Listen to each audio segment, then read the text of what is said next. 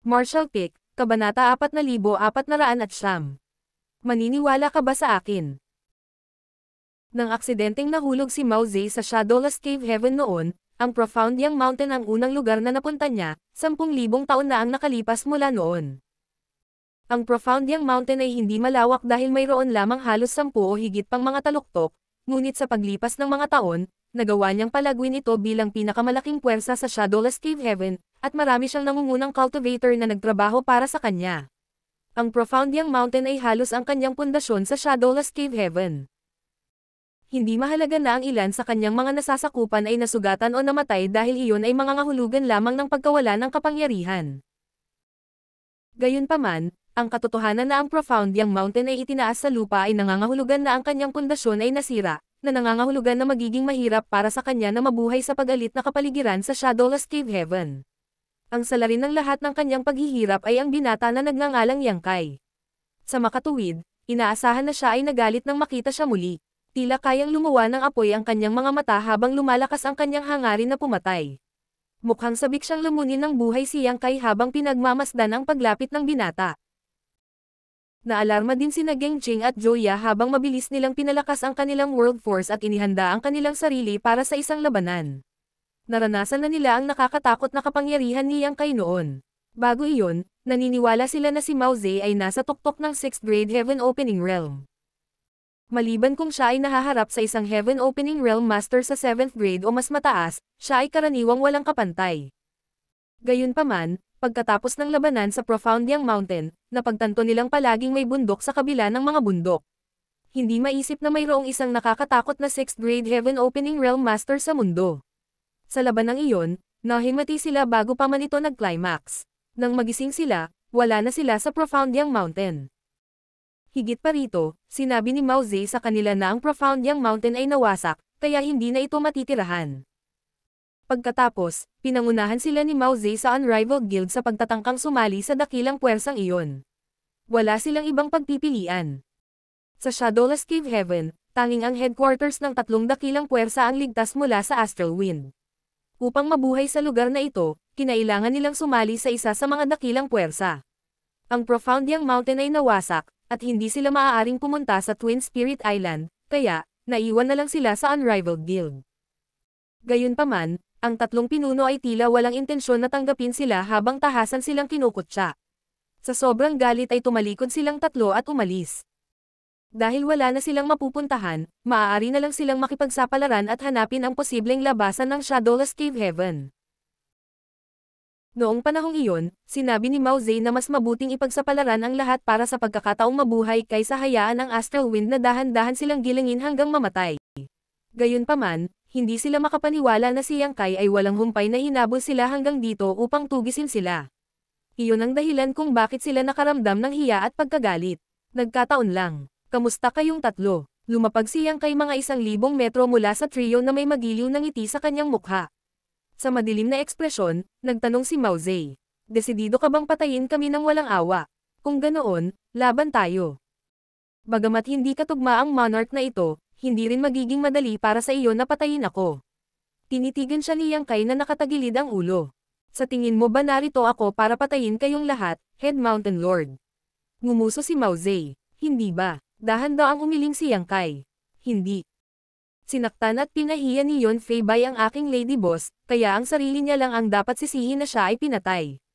Ang dahilan kung bakit ko sinira ang Profound Yang Mountain ay dahil ako ay nagalit. Para sa akin, sa sandaling nasira ang Profound Yang Mountain, ang mga account sa pagitan namin ay naayos na. Siyempre, kung gusto mong maghiganti, wala akong pakialam na gumugol ng ilang oras sa pakikitungo sa iyo. Tingnan natin kung kaya mong gawin iyon. Malungkot na ekspresyon si Mao Zedong ngunit hindi tumugon. Tila, hindi siya naniwala sa kanya. Nagtanong si Joya. Dahil hindi mo kami hinahabol, ano ang ginagawa mo dito? Huwag mong sabihin nandito ka para tingnan ang paligid. Nakangiting sumagot si Yang Kai. Naniniwala ako na narito tayo para sa parehong dahilan. Nagulat sandali si Geng Ching bago siya nagtanong. Hinahanap mo rin ba ang labasan sa Shadowless Cave Heaven? Sumagot si Yang Kai. Sinabi sa akin ng Island Master Juan na ang Head Mountain Lord ay may haka-haka na ang pinagmulan ng Astral Wind ay isang labasan sa labas ng mundo, kaya posibleng mahanap ito kung ang isang tao ay naglalakbay laban sa hangin. Habang nagsasalita siya, sinulyapan niya si Mao Zedong. Nang marinig iyon, bumantong hininga si Mao Zedong. Mabuti, ang monarch na ito ang nakaisip ng ganitong pananaw. Gayunpaman, walang makapagpapatunay kung ito ay totoo. Malalaman natin sa pamamagitan ng paghahanap sa pinagmulan ng Astral Wind. Nakangiting nagkibit-balikat si Yang Kai sa kanila. Gusto mo bang makipagtulungan sa akin? Nagpakita ng kakaibang ekspresyon si Mao Zedong habang nagtanong. Gusto mong magtrabaho sa amin? Bakit hindi? Iniangat ni Yang Kai ang kanyang noo. Sa katunayan, walang awayan ng dugo sa pagitan natin, maliban kung gusto mong ipaghiganti ang pagkamatay ni Yon Fei-bai. Isantabi muna natin ang pagkamatay ng second brother ko. Sinira mo ang Profound Yang Mountain, na halos nawalan kami ng tirahan sa Shadowless Cave Heaven. Ang alitan na ito ay ganap na hindi mapagkakasundo, kaya anong karapatan mong makipagtulungan sa amin? Ngumisi si Mao Zedong. Nagkibit-balikat si Yang Kai. Dahil sinabi mo na, hindi kita pipilitin na sumang-ayon dito. Gayunpaman, umaasa ako na hindi ka magmamakaawa para sa aking tulong mamaya. Nang matapos ang kanyang mga salita, sinulyapan niya ng makahulugang sulyap si Mao Zedong. Ang Head Mountain Lord ay nanunuya. Nakakatawa. Ano ang kailangan ng monarch na ito na magmakaawa sa iyo? Tumanggaw si Yang Kai. Sana mapanatili mo ang matigas na ugali pagdating ng panahon. Huwag mo akong gawing mababa ang tingin sa iyo. Hanggang sa muli. Pagkatapos, humakbang siya pasulong nang mawala ang kanyang figure. Nang matauhan si Mao Zedong at ang iba pa, nasa malayo na siya. May tame-time na ekspresyon sa mukha ni Geng Qing habang sinabi niya. Ang Tao of Space ay talagang pambihira. Ngayon lang, hindi niya naisip kung paano nawala si Yang Kai. Hindi niya siya mapipigilan kung magpasya si Yang Kai na maglunsad ng sneak attack sa kanya gamit ang isang space secret technique dahil ang huli ay isa ring 6th grade Heaven Opening Realm Master. Sumimangot si Joya. Hindi ako makapaniwala na naghahanap din siya ng labasan. May sakit ba siyang mabuhay? Ang dahilan kung bakit silang tatlo ay nahulog sa ganoong estado ay dahil wala silang ibang pagpipilian dahil walang lugar sa Shadowless Cave Heaven na matatawagan nilang bahay. Maliban kung nahanap nila ang labasan at umalis sa lugar na ito, sila ay papatayin ng Astral Wind maaga o huli. Gayunpaman, nakakapagtaka na sinusubukan din ni Yang Kai na hanapin ang labasan nang mayroon na siyang masisilungan. Iminungkahi ng kanyang aksyon na hindi siya nagsisinungaling dahil talagang sumasalungat siya sa hangin. Maraming ekspresyon ang bumungad kay Mao Zedong habang nakatingin sa direksyon kung saan nawala si Yang Kai. Bagamat hindi siya sigurado kung totoo ang mga salita ni Yang Kai, naisip niya na ang huli ay talagang walang intensyon na makipag-away sa kanila, kung hindi, hindi sana ngayon lang naging magalang ang binata. Nauna siya sa atin, kaya gagamitin na lang natin siya para hanapin ang daan para sa atin. Isang kislap ang sumilay sa mga mata ni Mao Zedong habang ikinakaway niya ang kanyang kamay. Sundan mo siya. Noong una niyang narinig na binanggit ni Yon Fei-bai na si Yang Kai ay isang master ng Tao of Space, may intensyon si Mao Zedong na makuha si Yang Kai at gamitin ang kanyang kadalubhasaan upang hanapin ang labasan. Gayunpaman, ang mga bagay sa kalaunan ay nawala sa kamay. Napatay si Yon Fei-bai, nawasak ang Profound Yang Mountain, at kinailangang tumakas silang tatlo sa kahihiyan. Ngayong nangunguna na si Yang Kai, maaari na lamang nilang sundan siya at gamitin ang kanyang kakayahan upang mahanap ang labasan. Sa pag-iisip ng planong ito, nanatili silang 100 kilometro sa likod ni Yang Kai, na binibigyang pansin siya. Ang Shadowless Cave Heaven ay isang Universe Cave Heaven na naiwan ng isang 8th grade Heaven Opening Realm Master pagkatapos ng kanyang kamatayan. Kumbaga, dapat mayroong isang uri ng pamana ng Shadowless Divine Monarch sa lugar na ito. Bagamat maaaring hindi ito kasing dami ng nasa Blood Monster Cave Heaven, hindi ito dapat maging kawawa. Gayunpaman, ang pagdating ng Astral Wind isang beses sa isang buwan ay nangangahulugan na kahit na mayroong anumang mga mapagkukunan na naiwan, mawawala ang kanilang espiritualidad at magiging alikabok sa paglipas ng mga taon. Pagkatapos ng lahat, ang Astral Wind ay sobrang nakakatakot na kahit ang 6th grade Heaven Opening Realm Masters ay hindi nakayanan. Sa ngayon, walang natuklasang kapakipakinabang si Yang Kai. Saan man siya magpunta, ang tanging nakikita niya ay tigang na lupa habang ang buong mundo ay napuno ng Death Chi. Maya't maya ay humihinto muna siya para pagmasdan ang paligid bago ituloy ang paglalakbay.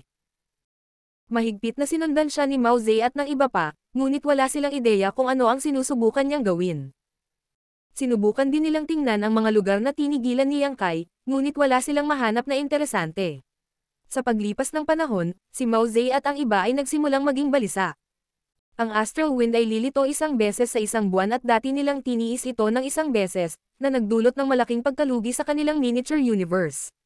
Kung hindi nila mahanap ang labasan bago muling hamampas ang astral wind, mas malaki ang kanilang pagkalugi. Makalipas ang ilang araw, nakatayo silang tatlo sa kawalan habang tahimik nilang pinagmamasdan ang figures sa isang tigang na taluktok na ilang kilometro ang layo. Isang naiinip na si Joya ang nagtanong. Kalahating araw na siyang nakatayo doon. Ano ang sinusubukan niyang gawin? Bagamat panapanahong huminto si Yang Kai sa ilang lugar, ito ang unang pagkakataon na nanatili siyang nakatigil ng ganoon katagal. Matiim na tinitigan ni Mao Zedong si Yang Kai at pinagmasdan ang bawat pagbabago sa kanyang ekspresyon, pagkatapos ay tuwang-tuwa niyang sinabi. Marahil ay may natuklasan siya. Nang marinig iyon, tuwang-tuwa sina Joya at Gengching habang nakatingin sila sa direksyon ni Yang Kai na may kinakabahan ngunit may pag-asa na mga tingin. Magiging isang magandang bagay para sa kanila kung mahahanap ni Yang Kai ang labasan. Kung ganoon, makakaalis na sila sa isinumpang lugar na ito. Dumating ang isang sandali ng bamantong hininga si Yang Kai at iminulat ang kanyang mga mata, pagkatapos ay tumingin siya sa kanilang tatlo ng nakangiti. Head Mountain Lord, paano kung sabihin kong nakita ko na ang labasan? Maniniwala ka ba sa akin? Natuwa si Mao Zedong. Seryoso ka ba? Itinuro ni Yang Kai ang espasyo sa harap niya at sinabing, nandito na. Agad na inilabas ni Mao Zedong ang kanyang divine sense para i-scan ang lugar, ngunit pagkaraan ng mahabang panahon, humiling siya. Walang makikita ang monarch na ito, kaya hindi ko alam kung dapat ba akong maniwala sa iyo o hindi. Napatawa si Yang Kai. Simple lang napatunayan kung nagsasabi ako ng totoo. Pagkatapos niyang magsalita, lumundag ang Space Principal sa kanyang paligid habang nagsagawa siya ng isang set ng mga hand seal. Biglang nagkaroon ng masamang premonition si Mao Zedong habang siya ay bumulalas. Anong ginagawa mo? Ngumiti si Yang Kai sa kanya. Hulaan mo. Sumigaw si Mao Zedong. Pigilan mo siya. Habang nagsasalita siya, umabant siya at pinalakas ang kanyang world force bago itinulak ang kanyang palad kay Yang Kai. Huli na. Umuungal si Yang Kai habang tinutusok niya ang kanyang mga kamay sa void at itinuntong ang kanyang paa sa lupa. Buksan. Isang kaluskos ang narinig na parang may naputol. Napatulala silang tatlo nang makita nilang may lumalabas na crack sa void sa itaas ng peak. Ang nakakakilabot na tunog ng unos ay umalingaw habang ang astral wind ay dumaloy sa void crack na pilit na binuksan. Ito ang astral wind. Malaki ang pagbabago sa ekspresyon ni Mao Zedong. Martial Peak, Kabanata 4410. Anong gusto mo? Isang void crack ang biglang lumitaw sa itaas ng baog na tuktok, at sa pamamagitan ng bitek ay dumating ang marahas na astral wind. Si Mao Zedong ay parehong nagulat. Nagulat siya dahil tama ang kanyang haka-haka. Ang pinagmulan ng astral wind ay talagang kung saan ang labasan. Ang astral wind ay hindi kabilang sa Shadowless Cave Heaven sa simula, sa halip, sumabog ito sa lugar na ito mula sa labas ng mundo. Marahil ay makakaalis sila sa Shadowless Cave Heaven sa pamamagitan ng paglampas sa crack. Gayunpaman, nabigla siya dahil ito ang unang pagkakataon na nakakita siya ng ganoong kalakas na astral wind. Siya ay nanirahan sa Shadowless Cave Heaven sa loob ng humigit kumulang 10,000 taon, ngunit ito ang unang pagkakataon na nakatagpo siya ng ganoong karahasang unos. Sa pangalawang pag-iisip, hindi ito nakakagulat. Ang lugar na ito ay itinuturing na pinagmulan ng astral wind, kaya inaasahan na ang unos dito ay mas mabangis kaysa sa ibang bahagi ng Shadowless Cave Heaven. Malinaw na naramdaman ni Mao Zedong ang astral wind na bumubulusok sa kanyang miniature universe, dinadala ang kanyang world force at sinisira ang kanyang pamana. Nanghina ang lahat ng kanyang sigla, at parang nanlambot ang kanyang mga buto. Nababalo ka. Pinandilatan ni Mao Zedong si Yang Kai sa paraang parang gusto niya itong kainin ng buhay. Kahit gusto mong mamatay, huwag mo kaming hilahin pababa kasama mo. Habang sinisiraan niya ang binata, patuloy siyang naghahanap ng isang lugar na makakalaban sa astral wind. Sa kasamaang palad, walang ganoong lugar sa kanyang paningin. Ang astral wind ay tila na puno ang buong universo, at walang lugar na ligtas. Si Yang Kai, gayunpaman, ay nakatayo lamang sa harap ng void crack. May isang sinaunang puno sa likod niya na naglalabas ng masiglang sigla.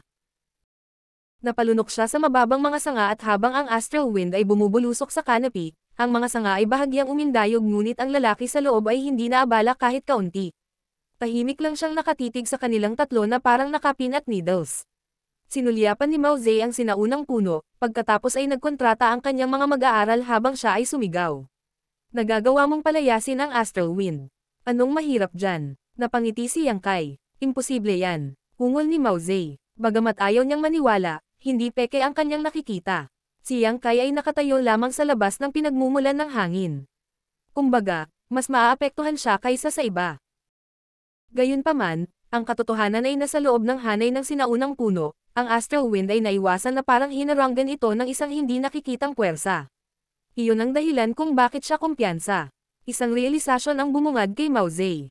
Ngayon lang, nag-alinlangan siya kung bakit pumunta si Yang Kai dito para hanapin ang labasan sa halip na manatili sa Twin Spirit Island.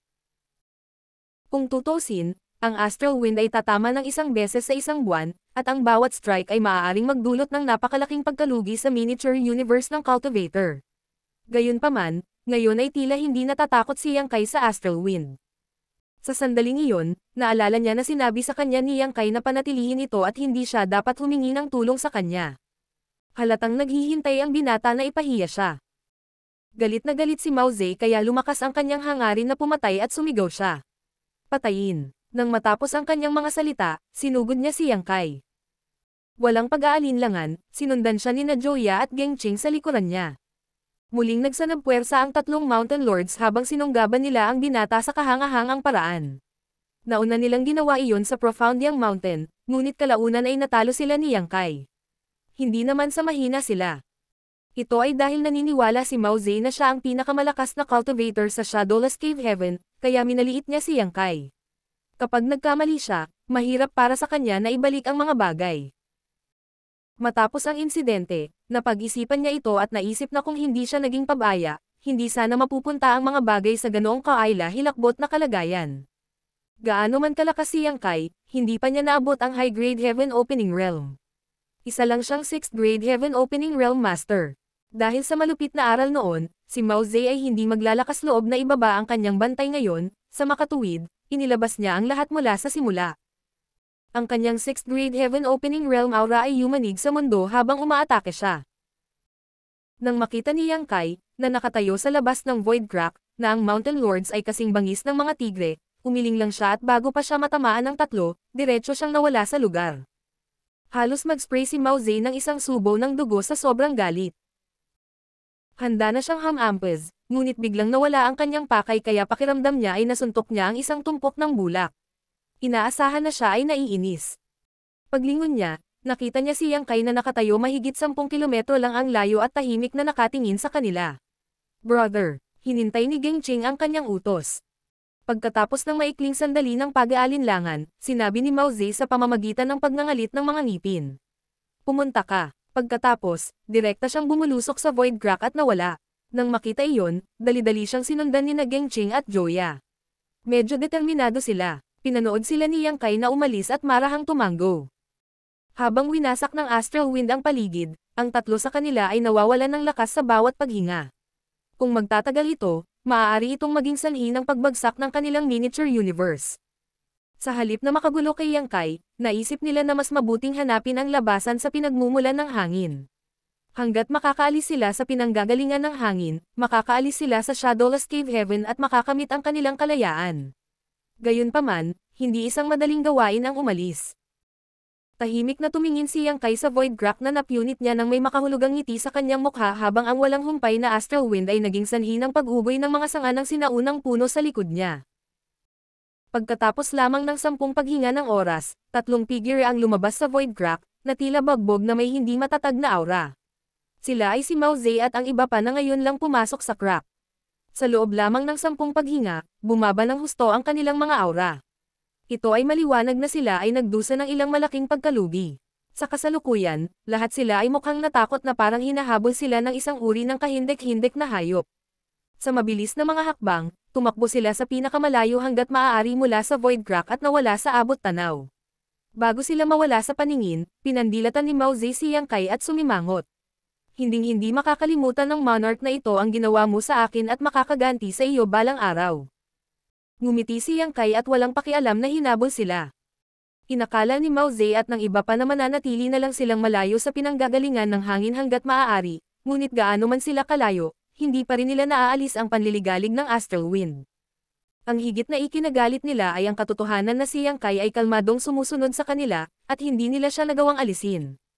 Hindi niya sinubukang atakihin ang mga ito habang nakatingin lang siya sa kanila mula sa malayo na para bang nanonood siya ng magandang palabas. Pagkalipas ng 2 oras, sumigaw si Joya na may maputlang mukha. May mali, brother. Napakalamig ng ekspresyon ng mukha ni Mao Zedong na para bang natanggal ang isang layer ng hamog na nagyelo sa kanyang mukha. Tiyak, napagtanto din niya na may mali. Karaniwan, ang astral wind ay tatagal lamang ng halos 1 oras bago ito huminto, ngunit ngayon ay lumampas na ito sa normal na tagal nito. Matapos itong pag-isipan, napagtanto niya na ang sanhi ng astral wind sa pagkakataong ito ay napunit niyang kay ang void at inilantad ang pinagmumulan ng hangin. Kung hindi isinara ang void crack, hindi mawawala ang pinagmumulan ng hangin. Sa makatuwid, hindi nila nakuha ang kanilang mga nakaraang karanasan upang makagawa ng isang paghatol. Gayunpaman, sa ilalim ng impluwensya ng astral wind, ang mga pamana ng kanilang miniature universe ay unti-unting nawawala. Darating ang isang sandali na ang kanilang paglilinang ay umuurong o ang kanilang miniature universe ay maaaring direktang bumagsak. Makalipas ang 1 oras, ang astral wind ay tila hindi pa rin humihinto anumang oras sa lalong madaling panahon at si Joya ay tila nasa desperado na kalagayan. Sinulyapan ni Gengcheng ang walang humpay na si Yang Kai at sinabing nakapikit. Bakit hindi natin siya labanan, brother? May mapait na ngiti sa mukha ni Mao Zedong habang umiiling. Hindi na tayo tugma para sa kanya. Kung nasa peak condition pa sila, maaari sana silang magsanib puwersa at lumaban kay Yang Kai. Gayunpaman, sa kasalukuyan, ang kanilang mga lakas ay bumagsak ng malaki, kaya paano nila siya dapat talunin? Hindi rin sila nakatakas. Kung may intensyon si Yang Kai, maaari niyang hintayin na bumagsak pa ang kanilang lakas at madali silang patayin. Hindi na niya kailangan pang kumilos, dahil 3 hanggang 5 araw lang bago sila mapatay ng astral wind. Biglang huminto si Mao Zedong sa kanyang kinatatayuan at lumingon. Habang nakatitig siya sa paparating na Yang Kai, nagtanong siya sa malungkot na boses. Ano ang gusto mo? Huminto si Yang Kai at nag-hover sa gitna ng hangin. Ang mga sanga ng sinaunang puno sa likuran niya ay nakabitin ng mababa at ang kanyang matatag na aura ay nagmumungkahi na hindi man lang siya naapektuhan ng astral wind sa nakalipas na 3 oras. Tumingin siya kay Mao Zedong at nagtanong. Ikaw ay isang matalinong tao, Head Mountain Lord, kaya bakit kailangan pang magtanong ng malinaw? Tanong ni Mao Zedong. Napunit mo ang espasyo at inilantad ang pinanggagalingan ng hangin. Ngayon, ang buong Shadowless Cave Heaven ay mawawasak ng astral wind. Anong mga benepisyo ang may dudulot nito sa iyo?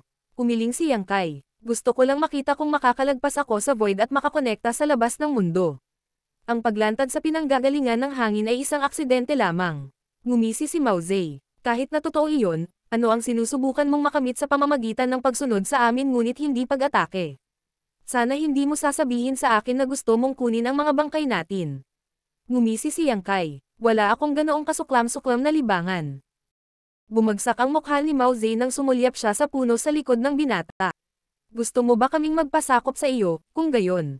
Nakangiting sumagot si Yang Kai. Sinisikap ko lang nabigyan kayong lahat ng pagkakataong mabuhay.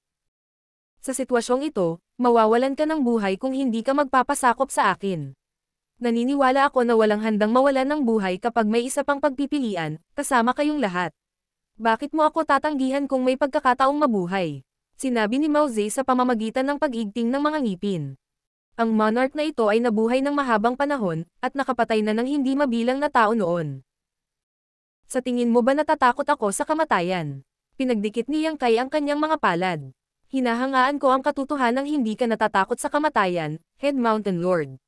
Matapang ka talaga. Kung pipilitin mong mamatay ngayon, hindi kita pipigilan. Pagkatapos mong pumanaw, tutulungan kitang maghanap ng maayos na lugar at ilibing ang bangkay mo. Gayunpaman, kung minsan ang simpleng pagkamatay ay hindi ang pinakamasamang kapalaran na maaaring harapin ng isang tao. Nakikita mo ang paglilinang na naipon mo sa loob ng millennia na unti-unting nasisira, ang lahat ng iyong pag-asa, pangarap, at adhikain ay unti-unting kinuha mula sa iyo, ngayon ay parang isang kapalaran na mas masahol pa sa kamatayan. Nagdilim ang ekspresyon ni Mao Zedong nang marinig iyon. Tulad ng sinabi ni Yang Kai, ang buhay o kamatayan ay hindi na mahalaga sa isang tulad ni Mao Zedong. Siya ay nabuhay ng mahabang panahon at nakapatay ng hindi mabilang na mga tao sa nakaraan. Matatanggap niya ito kung siya ay mamamatay sa labanan. Gayunpaman, nang makitang dahan-daang inalis sa kanya ang gawain ng kanyang buhay, ang pamana ng kanyang miniature universe ay nag-ahit ng paisa-isa habang walang kapangyarihang lumaban, ito ay hindi matitiis. Parang nakakita ng magnanakaw na pumapasok sa kanyang bahay, kinuha ang lahat ng kanyang mga ari-arian at sinunog ang kanyang tahanan habang pinipilit siyang manood. Ang buong punto ng paglilinang ay ang pagtawid sa martial law ng isang tao. Walang sino man ang maaaring magparaya sa paniwala ng kanilang paglilinang na ninakaw mula sa kanila. Namumula ang mukha ni Gengqing habang nanginginig siya sa galit at ayaw. Para bang nai-imagine niya ang sarili niyang mapahamak sa kawalan. Pinagdikit ni Joya ang kanyang mga labi at ang kanyang mga mata ay napuno ng takot at pagkabalisa. Inilahad ni Yang Kai ang kanyang kamay at sinabing, "Talagang hinahangaan ko ang katotohanang napakalma ka sa harap ng kamatayan. Dahil determinado kang mamatay, titigil na ako sa panghihikayat sa iyo. Lahat kayo ay maaaring maglakbay sa Yellow Springs ngayon." Mukhang handa siyang panoorin silang unti-unting namamatay ng mag-isa. Martial Pick, Kabanata 4411. Pagsupil sa tatlong bundok. Hindi tumigil ang Astral Wind habang ang buong Shadowless Cave Heaven ay nasalanta ng buhangin na sinipa nito. Tahimik na nagharap ang dalawang partido. Habang si Yang Kai ay kalmado at nakakulong, isang napakaraming ekspresyon ang dumating sa tatlong Mountain Lords ng Profound Yang Mountain. "Brother," malumanay na tawag ni Joya. Nilinggan siya ni Mao Zedong, at nang magtama ang kanilang mga mata, hindi niya maiwasang maalala ang mga sandaling magkasama sila sa nakaraan. Unti-unting nawala ang lamig sa mukha niya. Pagkatapos ng isang buntong hininga, tumingin siya kay Yang Kai at nagtanong. "Sisiguraduhin mo ba ang aming kaligtasan kung susuko kami sa iyo?" Napakunot ang noo ni Yang Kai. "Hindi ko lang masisiguro ang kaligtasan mo, ngunit may lalabas din kita sa Shadowless Cave Heaven." Umiling si Mao Zedong. "Paano ko malalaman kung ang iyong divine manifestation ay kayang protektahan din ng iba?" Nakangiting sumagot si Yang Kai. "Madali lang. Lumapit ka lang at subukan kung hindi ka naniniwala sa akin." Tumanggo si Mao Zedong. "Kung gayon, gagawin ko iyon." Pagkatapos niyang magsalita, handa na siyang sumakay kay Yang Kai. Agad siyang pinigilan ni Gengqing. "Gagawin ko, brother." Bago pa ito makatutol ni Mao Zedong, nauna na siya. Tila, nag-aalala siya na baka mapahamak ni Yang Kai si Mao Zedong, kaya nagpa siyang subukan ito bilang kapalit niya. Sa isang kisap mata, naabot na ni Gengqing si Yang Kai, na hindi napigilan at nagbukas pa ng puwang sa proteksyon ng Toe-Earring Evergreen para makapasok siya. Si Gengqing ay nanatiling mapagbantay habang nakatayo sa tabi ni Yang Kai. Nang tumangala siya sa korona ng puno at pinagmamasdan ang mababang mga sanga, agad na nagbago ang kanyang ekspresyon sa pagkagulat. Nakatayo sa hanay ng proteksyon ng sinaunang punong ito, hindi niya maramdaman ang kahit katiting na panliligalig mula sa Astral Wind. Bukod pa riyan, ang sapat na sigla sa paligid ay nagpakalma sa kanyang katawan at isipan, at ang kanyang pagod na figure ay tila nabuhay muli sa isang iglap. Hindi pa niya nakita o narinig ang gayong divine manifestation. Makalipas ang mahigit 10 paghinga, tumakbo siya palabas ng proteksyon. Bago iyon, sinulyapan niya si Yang Kai na may salungat na tingin. Sa kanyang pagbabalik, palihim niyang kinausap si Mao Zedong at ikinwento ang kanyang pinagdaanan ngayon. Habang nakikinig si Mao Zedong sa kanya, pinaikit niya ang kanyang mga mata. Ilang sandali pa, napabuntong hininga si Mao Zedong. "Mabuti, wala na tayong ibang mapupuntahan sa Shadowless Cave Heaven. Kung maaalis mo kami sa lugar na ito, handa kaming sumuko sa iyo." Kung makakaalis siya sa lugar na ito, magkakaroon siya ng pagkakataong umakyat sa ikapitong border, na lubhang nakatutokso. Pinagdikit ni Yang Kai ang kanyang mga palad at sinabing, "Ang Head Mountain Lord ay isang prangka at flexible na tao. Gayunpaman, paano ko malalaman kung ito ay hindi lamang isang walang laman na pangako? Dahil nakagawa ka ng ganoong desisyon, sana ay bigyan mo ako ng katiyakan. Hindi ko nais na ipagkanulo mo ako balang araw. Total hindi naman talaga kami nagkakasundo." Ngumuso si Mao Zedong. "Anong uri ng kasiguruhan ang gusto mo?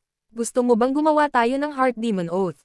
"Hindi na kailangan yan." Ngumiti si Yang Kai sa kanya at tinawag ang isang mukhang sinaunang libro. "Kailangan mo lang gamitin ang iyong blood essence para isulat ang iyong mga pangalan dito." Nagbago ang ekspresyon ni Mao Zedong. "Ano ito? Ang loyalty list?" Habang nagsasalita si Yang Kai, inihagis niya ang libro kay Mao Zedong. Pagkatapos kunin, binuksan ito ni Mao Zedong at napagtantong mayroon lamang 9 na pahina sa loyalty list. Isang taong nagngangalang Chen Tianfei ang nasa unang pahina, si He He ay nasa pangalawang pahina, at ang ilang Yun Xinghua ay nasa ikatlong pahina. Ang natitirang mga pahina ay blanko. Habang sinusuri niya ang loyalty list gamit ang kanyang divine sense, napagtanto ni Mao Zedong na ang libro ay naglalaman ng isang misteryosong kapangyarihan. Kahit na siya ay isang 6th grade Heaven Opening Realm Master, hindi pa rin niya ito nakikita. Ang manipis na libro ay naramdamang napakabigat sa kanyang mga kamay, na para bang ito ay tumitimbang ng kasing dami ng isang bundok. Tumangala siya kay Yang Kai at nagtanong, ano ang silbi ng bagay na ito? Matapat na sumagot si Yang Kai.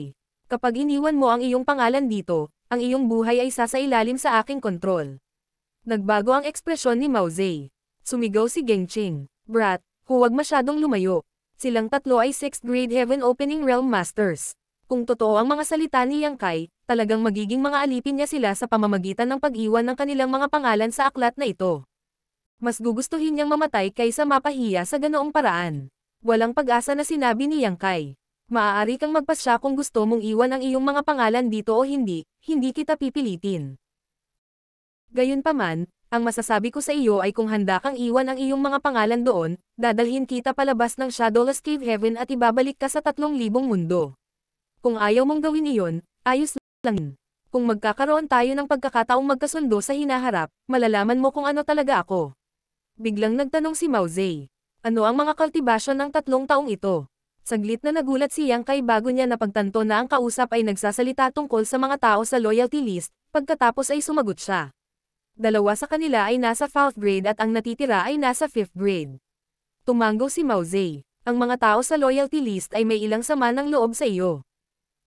Hindi mo sila payagan, pero ayaw mo rin silang patayin, kaya pinabayaan mo silang iwan ang kanilang mga pangalan sa listahan para magtrabaho sila para sa iyo. Tama, mabuti. Tumanggo si Mao Zedong, pagkatapos ay inilagay niya ang isang daliri sa kanyang bibig at kinagat iyon para ilabas ang kanyang blood essence. Pagkatapos nito, binuksan niya ang 4 na pahina ng libro at isinulat ang kanyang pangalan. Brother, si Gengqing at Joya ay nabigla. Sa sandaling iwan niya ang kanyang pangalan doon, hindi na niya magagawang labanan muli si Yang Kai. Matapos iwan ang kanyang pangalan sa ika-4 na pahina, inihagis ni Mao Zedong ang libro kay Gengqing at sumagot. Sa halip na maghintay ng kamatayan dito, dapat nating samantalahin ang pagkakataong mabuhay. Samantala, palihim niyang kinausap ang 2. Narinig ko na ang tungkol sa loyalty list dati. Ginawa ito ng high-grade Heaven Opening Realm Master na pinangalan ng Loyalty Demon gamit ang dugo at laman ni Exige. Maaari itong gamitin upang alipinin ang Heaven Opening Realm Masters, ngunit ang mga mas mababa lamang sa high-grade.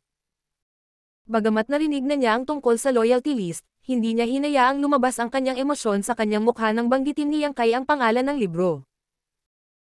Siya ay nasa tuktok ng 6th grade Heaven Opening Realm, at kung hindi siya nakulong sa Shadowless Cave Heaven kung saan may kakulangan ng mga mapagkukunan, matagal na sana siyang umakyat sa 7th grade Heaven Opening Realm noong nakaraan. Kung makakabalik siya sa labas ng mundo, makakaipon siya ng sapat na mga mapagkukunan at mapawi ang kontrol ng libro sa lalong madaling panahon. Iyon ang dahilan kung bakit hindi man lang siya nagdalawang isip na iwan ang kanyang pangalan sa libro. Tuwang-tuwa sina Gengqing at Joya nang marinig ang intensyon ni Mao Zedong ngunit nagpanggap pa rin na walang alam habang nakakuyong na mga ngipin ang sinabi ni Gengqing. Dahil nakagawa ka ng ganoong desisyon, brother, susundin ko. Pagkatapos, pinigan niya ang kanyang blood essence at ibinaba ang kanyang pangalan bago ipinasa ang libro kay Joya. Pagkaraan ng ilang sandali, iniwan ni Joya ang kanyang pangalan sa pahina 6. Iniabot ni Yang Kai ang kanyang kamay at kinuha ang libro, pagkatapos ay ngumiti sa kanila. Ang matatalinong tao ay magpapasakop sa mga pangyayari. Natutuwa ako na nakagawa ka ng ganoong desisyon, paumanhin kung na-offend kita dati. Simula ngayon, iisang pamilya na tayong lahat. Sumagot si Mao Zedong sa mahinang boses. Hindi mo kami sinaktan, kaya lang magkaiba tayo ng paninindigan. Binuksan ni Yang Kai ang kanyang matayog na evergreen at sinenyasan sila. Malakas ang hangin sa labas. Mangyaring pumasok dito at sumunod sa akin upang aisil ang void crack. Nagpalitan ng tingin ang 3 at tumakbo patungo kay Yang Kai. Sa pagpasok sa hanay ng proteksyon ng sinaunang puno, napagtanto nila na ang astral wind ay ganap na nakasara. Hindi napigilan ni Joya na magpakawala ng buntong hininga na may pagkagan sa kanyang mukha. Naging mas banayad ang ekspresyon ni Mao Zedong habang pinagmamasdan niya ang mga sanga at naisip. Ang iyong wood element divine manifestation ay hindi ka panipaniwala, Brother Yang. Ano ang grado ng iyong wood element power? Matapos itong pag-isipan, sumagot si Yang Kai. Hindi ko rin alam kung ano talaga ang grado, ngunit isa man lang itong high grade. Wala siyang ideya kung ano ang grado ng immortal tree, ngunit nang marinig iyon, naisip ni Mao Zedong na sadyang ayaw niyang sabihin sa kanya ang totoo, kaya tumigil siya sa pagtatanong. Isang high grade power. Napabulala si Mao Zedong. Talagang matatag ang iyong pundasyon dahil nagkaroon ka ng lakas ng loob na magpaliit ng isang high-grade power. Nakita kitang gumagamit ng Fire Element Divine Manifestation at Water Element Divine Ability na nasa high-grade din. Balak mo bang direktang umakyat sa high-grade Heaven Opening Realm? Nakangiting sumagot si Yang Kai. Talagang iyon ang orihinal kong plano, ngunit isang aksidente ang nangyari kaya napunta lang ako sa mid-grade Heaven Opening Realm. Napakunot ang noo ni Mao Zedong habang siya ay kilabot sa kaibuturan. Hindi siya makapaniwala na may sapat na ambisyoso para magplanong direktang umakyat sa high-grade Heaven Opening Realm. Bagamat hindi nakarating si Yang Kai sa huli, hindi masasayang ang pundasyong itinayo niya. Iyon ang dahilan kung bakit nagawa niyang talunin si Mao Zedong kahit na pareho silang nasa 6th grade Heaven Opening Realm. Habang casual silang nag-uusap, tumungo sila sa pinanggagalingan ng hangin. Nakarating sila sa kanilang destinasyon sa loob lamang ng 4 na oras. Ang Void Crack kung saan matatagpuan ang pinagmumulan ng hangin ay pinunit ni Yang Kai gamit ang Space Principles. Kumbaga, dahan-dahan itong gagaling sa ilalim ng impluwensya ng lokal na World Principles. Gayunpaman, ang Astral Wind ay sobrang abrasive, at ang Principles sa Shadowless Cave Heaven ay medyo nasira na, kaya ang crack ay tila hindi nagpapakita ng mga palatandaan ng paggaling. Nagkaroon pa rin ng crack kahit kalahating araw na ang lumipas. Nakatayo sa harap ng bitek, manipulahin ni Yang Kai ang kanyang Space Principles at itinulak palabas ang kanyang mga palad. Habang umaalon-alon ang Space Principles, dahan-dahang naghihilom ang bitek saan man gumalaw ang kanyang mga palad.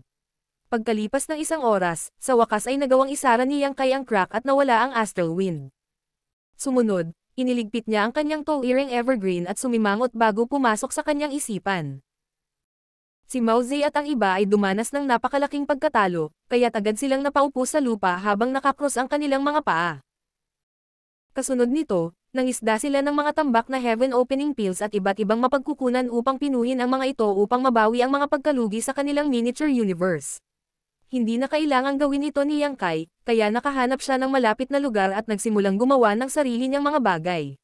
Makalipas ang kalahating araw, binuksan ni Mao Zedong ang kanyang mga mata at nakakita ng bagong likhang array. Mukhang abala si Yang Kai, ngunit hindi siya sigurado sa kanyang ginagawa.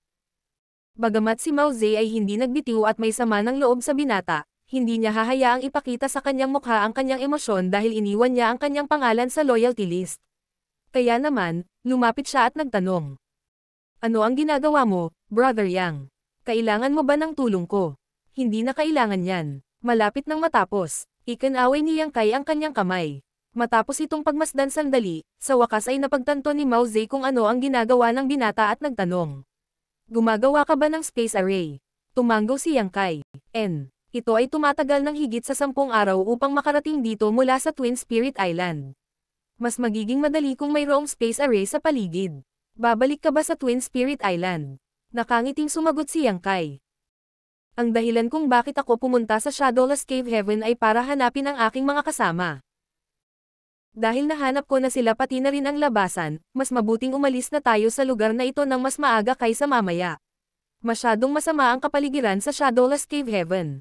Marshall Pick, Kabanata 4412. Walang pagsisisihan sa buhay. Nang marinig ang mga salita ni Yang Kai, natahimik si Mao Zedong. Dahil handa si Yang Kai na dalhin ang mga tao mula sa Twin Spirit Island, dapat siyang magkaroon ng kumpiyansa upang makamit ang kanyang layunin. Kung hindi, hindi siya magkakaroon ng ganoong kalaking panganib. Pupunta ba kayong lahat sa Twin Spirit Island kasama ko? O hihintayin mo ako dito? Tanong ni Yang Kai. Pagkatapos pag-isipan ito sandali, nagtanong si Mao Zedong.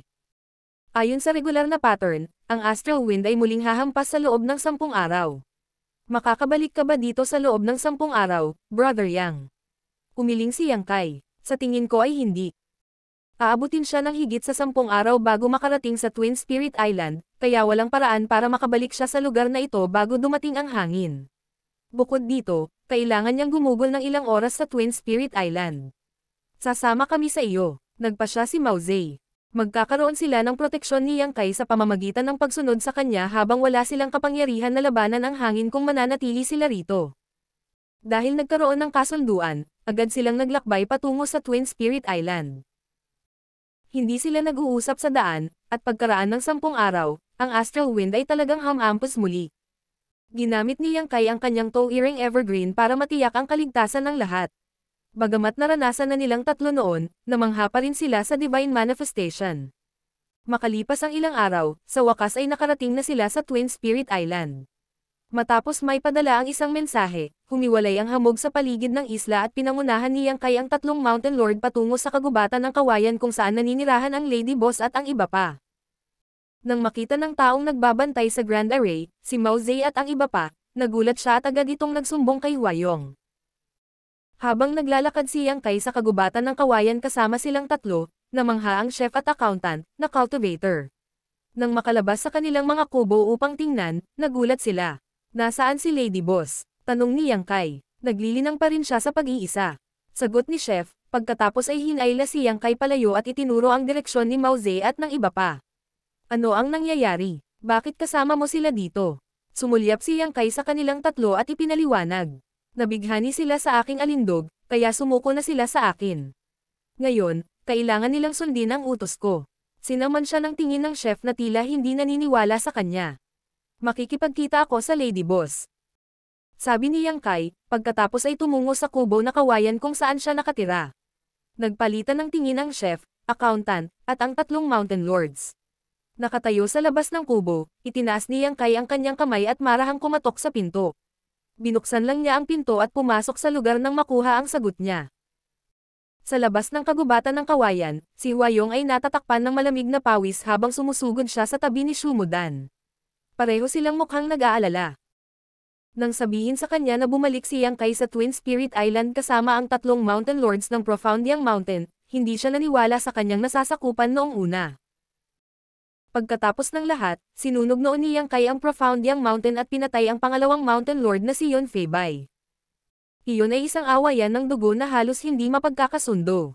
Isang himala kung hindi sila nag-away sa sandaling sila ay nagkita, kaya paano naging posible na sila ay nagkabalikan.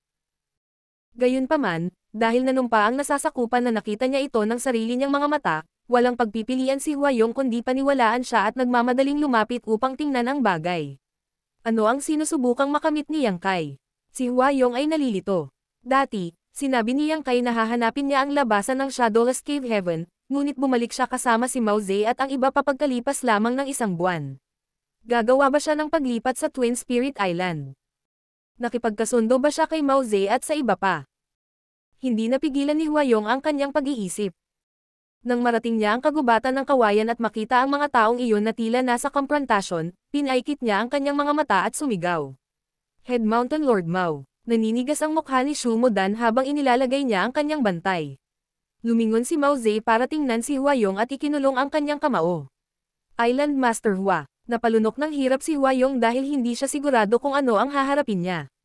Anuman, humakbang pa rin siya at sinabi sa mapait na boses.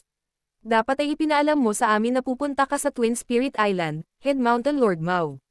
Sa halip ay hindi magalang sa amin na hindi man lang kayo ay welcome sa aming mga pintuan. Sa kabila ng kanyang magalang na tono, halos ipinahihiwatig niya na si Mao Zedong ay masyadong walang galang sa pagdating sa kanyang teritoryo nang hindi nagpapalam sa kanya. Bagamat mahiyain si Huayong, hindi siya pushover. Walang imot na sinabi ni Mao Zedong. Wala kaming mapupuntahan. Dahil nawasak ang Profoundiang Mountain, hindi na ako ang Head Mountain Lord. Hindi ito ang intensyon ni Mao na pumunta sa Twin Spirit Island. Sinusundan lang namin si Master Yang. Master Yang. Natigilan si Huayong, iniisip kung sino ang taong tinutukoy ni Mao Zedong. Sa sandaling iyon, narinig ang boses ni Yang Kai na nagmumula sa kubo. Nandito ka na, Island Master Hua. Mangyaring sumama sa iyong asawa. May kailangan akong sabihin sa'yo. Nang marinig iyon, inilibot ni Huayong ang kanyang tingin sa pagitan ng kubo at ni Mao Zedong sa pagtataka. Dahil wala siyang maisip, nagbigay siya ng senadoryas kay Shumudan na sabihin sa kanya na mag-ingat, pagkatapos ay humakbang patungo sa kubo na nakakunot ang noo. Pagkapasok sa lugar, nakita nila sina Yang Kai at Lan Yu roon na nakaupo sa tapat ng isa't isa habang tila nag-uusap sila. Nang makita ng huli ang mag-asawa, mabilis silang bumangon sa mga upuan. Pagkabati sa isa't isa, lahat ay umupo. Isang nag-aalalang Huayong ang nagtanong. Ano ang nangyayari sa Head Mountain Lord Mao at sa iba pa, Brother Yang? Nabalitaan ko na pumunta sila rito kasama mo. Nakangiting sumagot si Yang Kai. Relax, Island Master Hua. Sumama nga sila sa akin, ngunit wala silang anumang masamang intensyon laban sa Twin Spirit Island. Natahimik si Huayong na may malungkot na ekspresyon. Bagamat pinahintulutan niya si Yang Kai na pumunta at umalis mula sa Twin Spirit Island ayon sa gusto niya, hindi ito nangangahulugan na maaaring isama ng binata si Mao Ze at ang iba pang Mountain Lords. Gayunpaman, dahil hindi siya katugma ni Yang Kai sa simula, nagpa siya si Huayong na itikom ang kanyang bibig. Nang makita ang kanyang ekspresyon, inaliw siya ng Lady Boss sa pagsasabing, Island Master Hua, para sa iyong kaalaman, si Mao Ze at ang iba ay sumuko na kay Yang Kai. Kung wala ang kanyang utos, hindi sila gagawa ng anumang padalos-dalos na galaw. Nagsumite na sila sa kanya. Kumunat ang noo ni Huayong.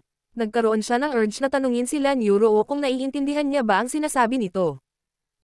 Gayunpaman, nang maalala niya na tinawag ni Mao Ze si Yang Kai na Master Yang, hindi niya maiwasang mahulog sa isang estado ng kawalang paniwala. Huwag na natin silang pag-usapan ngayon lang. Ikinaway ni Yang Kai ang kanyang kamay. Gusto kong pag-usapan ang pag-alis sa Shadowless Cave Heaven. Isang gulat na si Huayong ang nag-angat ng ulo. Nahanap mo na ba ang labasan, Brother Yang? Hindi napigilan ni Shu Mudan na takpan ang kanyang bibig at titigan si Yang Kai sa gulat. Sa isang tame-time na ekspresyon, tumanggo si Yang Kai. Nahanap ko na ang labasan. Katulad ng espekulasyon ni Mao Ze, ang pinagmulan ng Astral Wind ay ang daanan na konektado sa labas ng mundo. Sa pagdaan nito, makakaalis na tayo sa Shadowless Cave Heaven. Nagpunta ka sa pinanggagalingan ng Astral Wind. Bulalas ni Huayong. Tumanggo si Yang Kai bilang tugon. Matapos itong pag-isipan, nagsalita si Shu Mudan. Ang Astral Wind ay biglang humampos muli ng walang dahilan mahigit 10 araw na ang nakalipas, at tumagal ito ng halos kalahating araw. Iba ito sa karaniwang pattern. Ipinaliwanag ni Yang Kai. Iyon ay dahil pinunit ko ang espasyo sa paligid ng pinagmumulan ng Astral Wind at binuksan ang isang daanan patungo dito. Bulalas ni Shu Mudan. Ang kawalang paniwala ay nakasulat sa buong mukha ni Huayong habang sinabi niya. Sa loob lamang ng isang buwan, nakamit na ni Brother Yang ang isang bagay na hindi namin nagagawa sa loob ng mahigit 10,000 taon. Sumagot ang isang mapagpakumbabang Yang Kai. Ang swerte ay may malaking bahagi rito. Isang nasa sabik na Huayong ang nagsabi. Dahil nahanap mo na ang labasan, mayroon ka bang kumpiyansa na umalis sa lugar na ito? Sinabi ni Yang Kai.